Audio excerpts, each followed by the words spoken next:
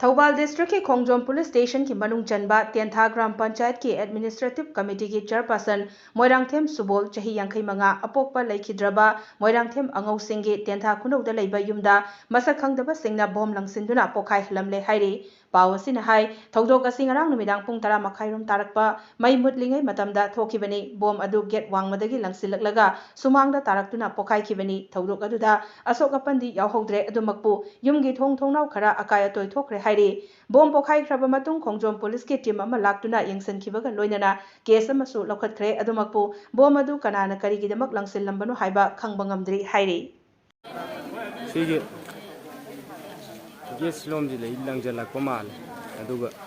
बोमजे अखोय यौबा ngamdabisi ता